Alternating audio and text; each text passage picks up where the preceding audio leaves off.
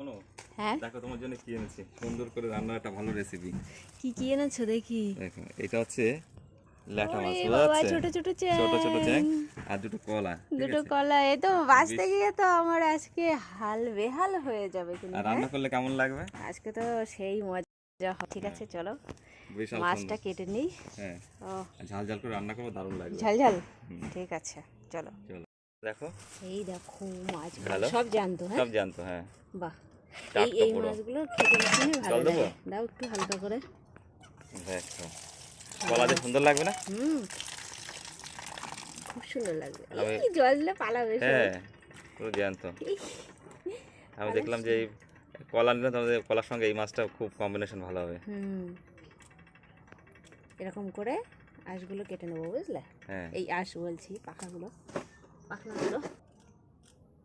হুম। সব একবারে কেটে নিই, বুঝলে? হ্যাঁ, আগে কেটে তারপরে করবা। বাবা, এর কি শক্তি! আমার থেকেও কি বেশি শক্তি নাকি এর? না, এগুলো ধরতে অসুবিধা হয়তো ওই জন্যে। হ্যাঁ, এরকম করে। এই স্লিপ খাচ্ছে। বন্ধুরা, কে কে তোমরা এই কাঁচি দিয়ে মাছ কাটো একটু কমেন্টস করে জানিও। হ্যাঁ, আর যদি না জানে থাকো তো শিখে নাও, তাই তো? কাঁচি দিয়ে দেখো সুন্দর কি হয় সুন্দর কাটতে। হয়ে গেলে, এবারে শুধু বটি দিয়ে করে নেবো, হয়ে যাবে। এই দেখো বন্ধুরা, মাছ কাটা হচ্ছে, প্রায় হয়ে গেছে। এইগুলো হাফ কেটে রেখেছে। এইভাবেই কেটে নিতে হবে, হ্যাঁ। কোনো ছাই লাগবে না, কিছু লাগবে না, তাই তো? হুম। এটা কাঁচি দিয়েই পুরো স্মার্ট মাছ কাট এটাকে বলে। কিছু করা লাগে না। দেখো বন্ধুরা, মাছ ভাজা হচ্ছে। তুমি বলো। এদিকে মাছ ভাজা হবে, এবার মাছ চলতে থাকবে। আর একটা কলা নেব, এই কলাটা এত বড়, তার জন্য একটাই নেব।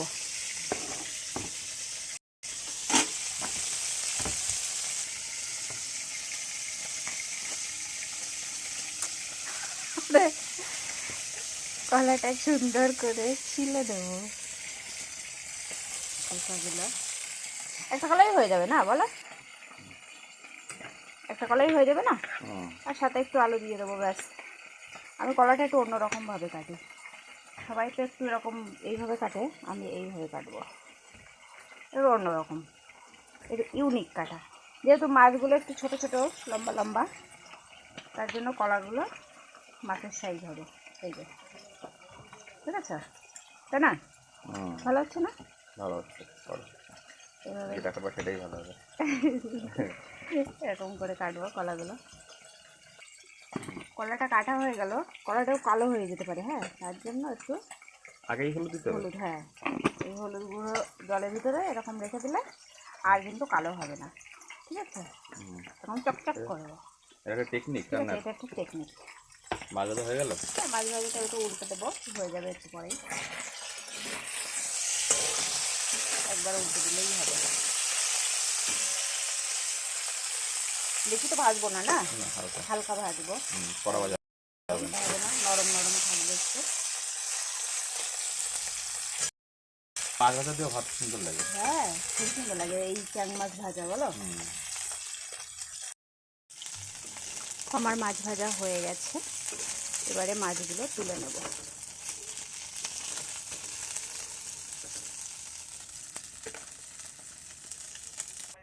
এই যে দেখো, এখানে হয়ে গেছে আমার মাছ ভাজা রেডি। আর এদিকে আমি তরকারির সাথে সব কলার সাথে একটু আলু কেটে নিয়েছি, আর পেঁয়াজ লঙ্কাও কেটে নিয়েছি। এখানে তেলটাও গরম হয়ে গেছে, আর এই রান্নাটা হবে শুধু কালো জিরে দিয়ে, তার জন্য কালো জিরের ভাগটা একটু বেশিই নিয়েছি। তো এখানে দেখো, কালো জিরেটা আমার ভালো করে ফুটে উঠলে আমি এই যে পেঁয়াজ লঙ্কা দিয়ে কলাটাই ছেড়ে দেবো ভিতরে।